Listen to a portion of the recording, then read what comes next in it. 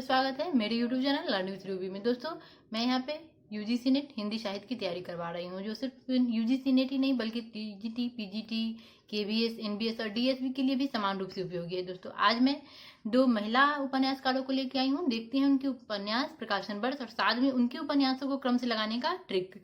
तो आइए दोस्तों बढ़ते हैं अपनी वीडियो की तरफ। जो सबसे पहले जो उपन्यासकार मैं लेके आई हूँ आज वो है मृदुला गर्ग।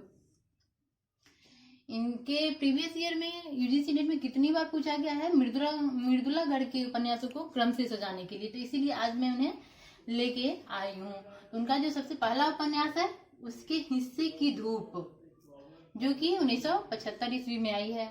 उसके बाद जो उनका दूसरा उपन्यास है वंशज, जो कि 1976 ईस्वी में आई है। उसके बाद जो उनके उपन्यास है चितकोबरा, जो कि 1979 ईस्वी में आई है। उसके बाद है अनित्य, जो 1980 ईस्वी में आई है। उसके बाद है मैं और मैं, जो 1984 ईस्वी में आई है। और उसके बाद है कठगुलाब, जो 1996 ईस्वी में आई है। उसके बाद है मिलजुल मन, जो कि जिसके लिए उन्हें साहित्य अकादमी पुरस्कार से सम्मानित किया गया है 2013 में। और उसके बाद जो उनका अंतिम उपन्यास है वो है बसु का कुटुंब। इसका प्रकाशन वर्ष मुझे बुक में मिला नहीं है, अगर आपको पता हो तो प्लीज कमेंट में लिख दीजिएगा। और तो दोस्तों ये इनके उपन्यास है। इसमें जो कठगुलाब है ये बहुत ही महत्वपूर्ण है। दोस्तों यूजीसी में कितनी बार कठगुलाब पूछा गया है, जब 4 विभिन्न महिला उपन्यासकारों के जो उपन्यास को क्रम से सजाने में रहता है तो उसमें से कठगुलाब तो एक रहता ही है दोस्तों। और आपको इसका 1996 याद होना चाहिए। कठगुलाब 1996, कठगुलाब 1996। दोस्तों जब इसे हम 2-3 बार पढ़ेंगे तो याद हो जाएगा दोस्तों। और कठगुलाब के लिए इन्हें 2004 में व्यास सम्मान मिला है कठगुलाब के लिए इन्हें। और कठगुलाब बहुत ही महत्वपूर्ण है दोस्तों। कठगुलाब का में जो इसका जो विषय वस्तु है इसमें है कि पुरुष प्रधान समाज में नारियों का जो शोषण हो रहा है उसी से मुक्ति की व्यथा कथा है। यानी कि जो हमारे पुरुष प्रधान में जो नारियों का शोषण होता आ रहा है उसी की मुक्ति की व्यथा है इसमें। जो इसी को जो प्रमुख पात्र है वो है अस्मिता, मरियान, नर्मदा। इन सभी को पुरुषों से नहीं बल्कि जो निर्लज व्यवस्था से मुक्ति की तलाश होती है दोस्तों। इसका आपको विषय वस्तु भी याद रखना होगा कि इसमें पुरुष प्रधान समाज में नारी की जो शोषण हो रहा है उसके ऊपर उन्होंने कठगुलाब को लिखा है। कठगुलाब बहुत ही महत्वपूर्ण है दोस्तों। आइए दोस्तों देख लेते हैं कि कैसे हम मृदुला गर्ग के उपन्यासों को क्रम से सजाएंगे। तो इसके लिए मैंने कुछ ट्रिक्स लिया है। मृदुला के हिस्से की धूप, मृदुला के हिस्से से हो जाएगा उसके हिस्से की धूप, यानी हिस्से की धूप यानी कि उसके हिस्से की धूप। वंश से हो जाएगा वंशज का कोबरा से हो जाएगा चितकोबरा।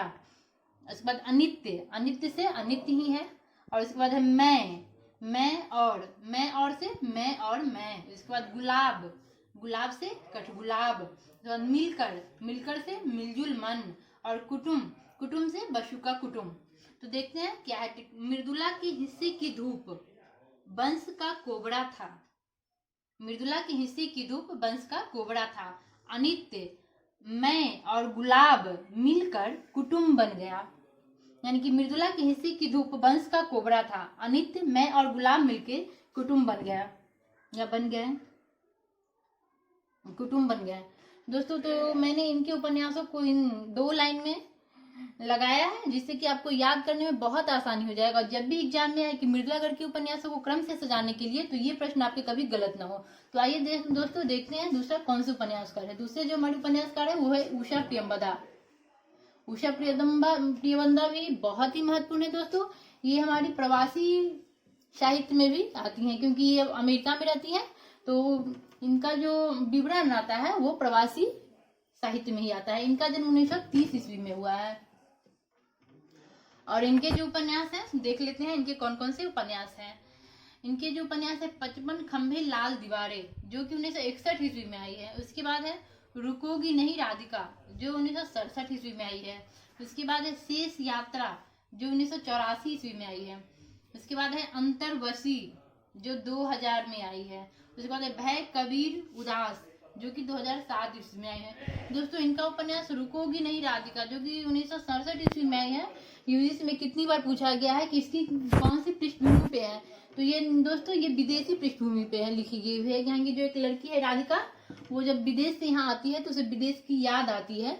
इसी पे उन्होंने पूरा उपन्यास को ताना बाना विदेशी पृष्ठभूमि पे ही आधारित किया गया हुआ है। ये कितनी बार एग्जाम में आया भी गया हुआ है कि कौन से उपन्यास हमारे विदेशी पृष्ठभूमि पे है, तो रुकोगी नहीं राधिका होता है। दोस्तों उषा पेबंदा को 2007 में पद्म भूषण पुरस्कार से सम्मानित किया गया है। दोस्तों उषा पेबंदा की एक और कहानी है वापसी, जो बहुत ही महत्वपूर्ण है और कितनी बार यूजीसी के एग्जाम में या फिर जनरल किसी भी एग्जाम में आया हुआ है दोस्तों। तो मैंने सोचा कि इसको यहाँ पे ले लें कि वापसी इन्हीं की कहानी है, जो बहुत ही फेमस है और बहुत ही महत्वपूर्ण भी है दोस्तों। तो आइए दोस्तों देखते हैं कि उषा पेबंदा के उपन्यास को कैसे क्रम से सजाएगी। जब भी हमारे एग्जाम में आए कि उनके उपन्यास को क्रम से सजाने की, तो हमारी ये प्रश्न कभी गलत ना हो। तो है कि उषा की लाल दीवारों, उषा से मतलब उषा पेबंदा, लाल दीवारें मतलब 55 खंबे लाल दीवारें, राधिका से रुकोगी नहीं राधिका, यात्रा से शेष यात्रा, तो अंतर्मन से अंतर्वशी, कबीर उदास यानी कि भय कबीर उदास। तो दोस्तों आइए देखते हैं कैसे ट्रिक्स बनाई है मैंने। उषा की लाल दीवारों में राधिका यात्रा कर रही थी, तभी उसके अंतर्मन में कबीर उदास दिखाई दिए। यानी कि उषा की लाल दीवारों में राधिका यात्रा कर रही थी, तभी उसके अंतर्मन में कबीर उदास दिखाई दिए। दोस्तों मैं यहाँ पे 2 महिला उपन्यासकार को लेके आई थी जो बहुत ही महत्वपूर्ण है, और इससे आगे की वीडियो में कुछ और महिला उपन्यासकार है जो हमारी बहुत महत्वपूर्ण है और हर बार एग्जाम में इसे एक प्रश्न तो बनते ही दोस्तों। इसी प्रकार की मैं कुछ ट्रिक्स ला रही हूँ। अगर आपको मेरा ये प्रयास अच्छा लग रहा है तो प्लीज मेरे चैनल को सब्सक्राइब कीजिए, लाइक कीजिए, अपने दोस्तों के साथ शेयर कीजिए। मेरे साथ बने रहने के लिए बहुत बहुत धन्यवाद। घर में रहिए, स्वस्थ रहिए।